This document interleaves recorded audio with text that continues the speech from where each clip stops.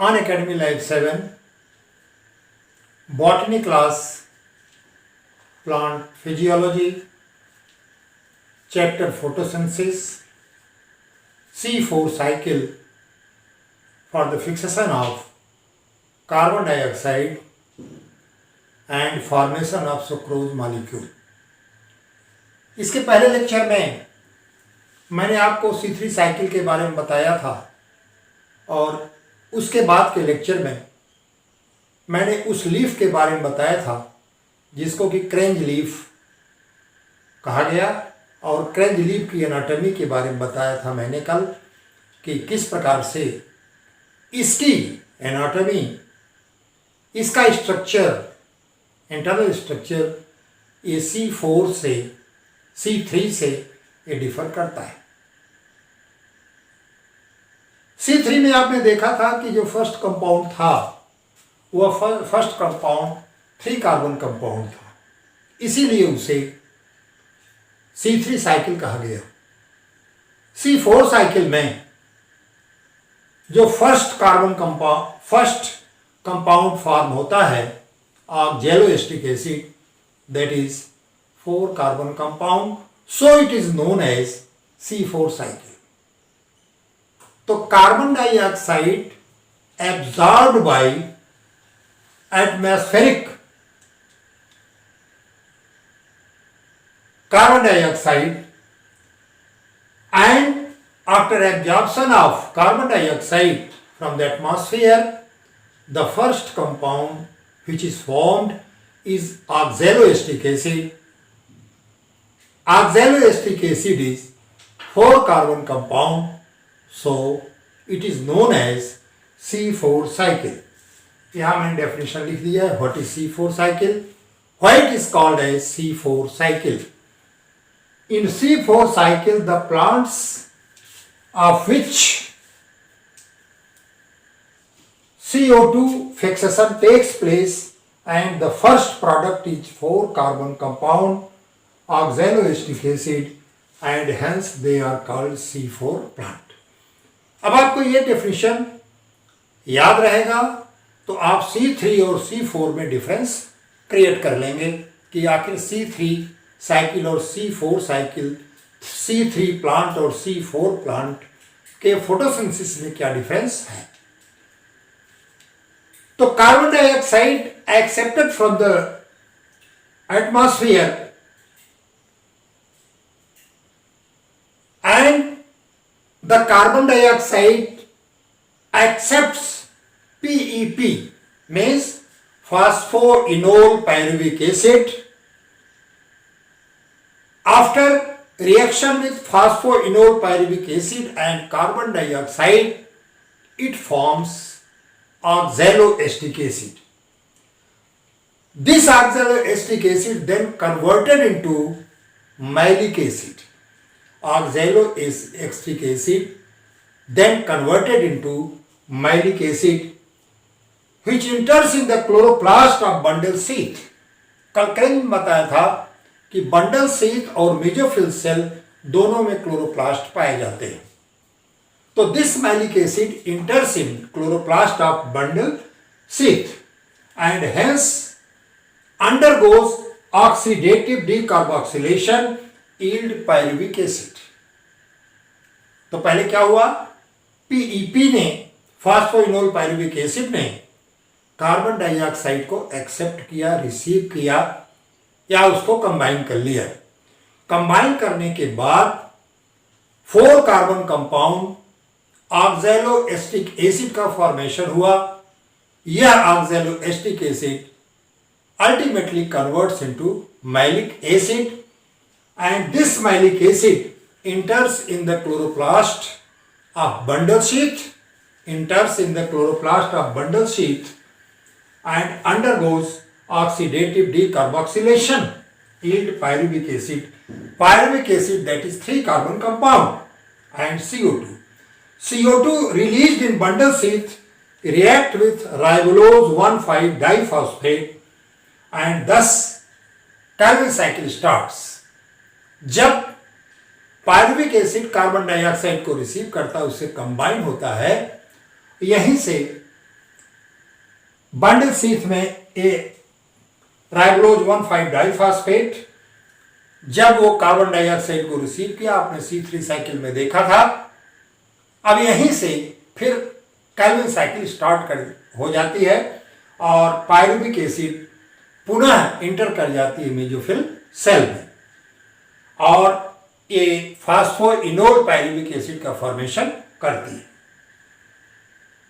इस प्रकार से यह राइबोलोज डाइफॉस्फेट शुगर का निर्माण करती है, चाहे सुक्रोज करे या अदर कार्बोहाइड्रेट करे। अब हम आपको ये बताएंगे कि कौन कौन से एंजाइम इसमें पार्टिसिपेट करते हैं। यहां मैंने लिख दिया है। फर्स्ट है फास्फोइनोल पायरुवेट कार्बोक्सिलेज माइलेट डिहाइड्रोजिनेज। पूरा नाम नया याद रहे तो आप डिहाइड्रोजिनेज लिख करके भी अपना काम चला सकते हैं।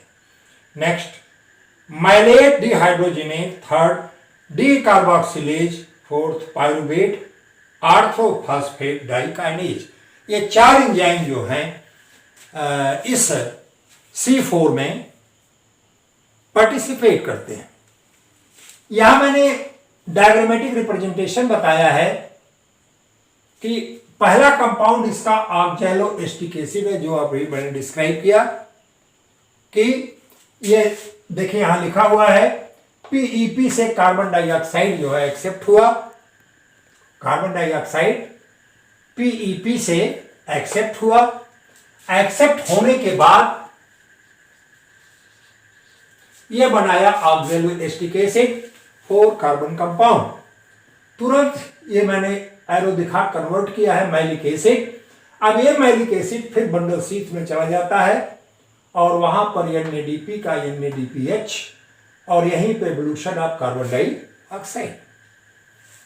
पायरुविक एसिड, अब यह पायरुविक एसिड फिर मेसोफिल सेल में एंटर करता है। यहां पर आपका ATP का डिसोसिएशन होगा और फिर फास्फोइनोल पायरुविक एसिड। इस प्रकार से चक्र चलता है।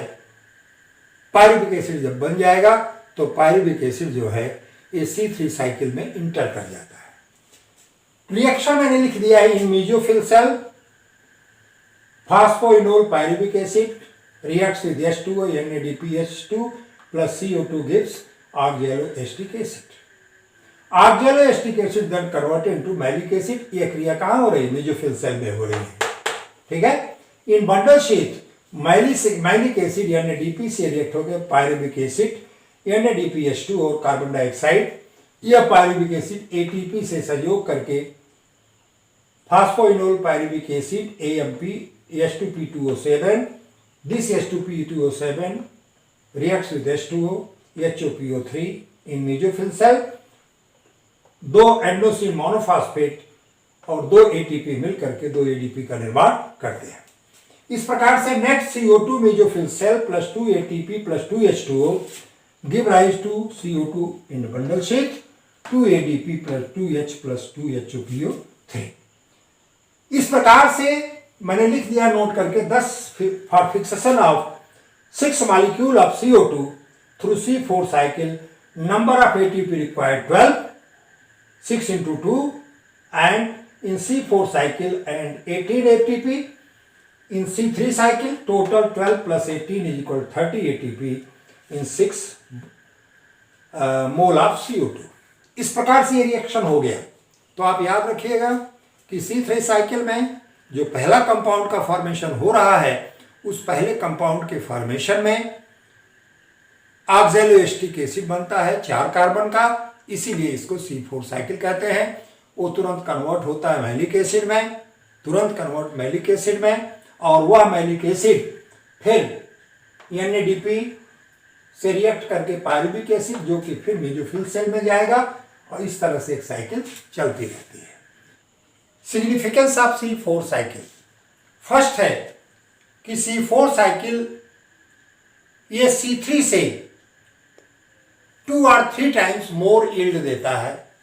लिख दिया मैंने C4 plants have 2 or 3 times more yield as compare to C3 plants.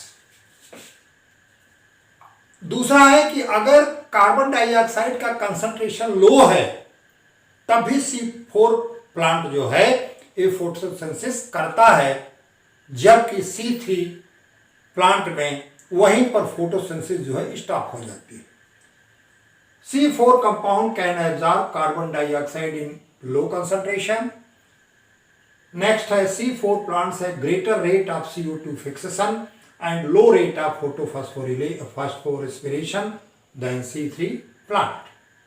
तो यह जो है इसका जो फोटो रेस्पिरेशन मैकेनिज्म है, इसमें जो है C3 प्लांट की अपेक्षा बहुत कम होता है। Next, C4 plant maintain the high rate of photosynthesis under the water shortage.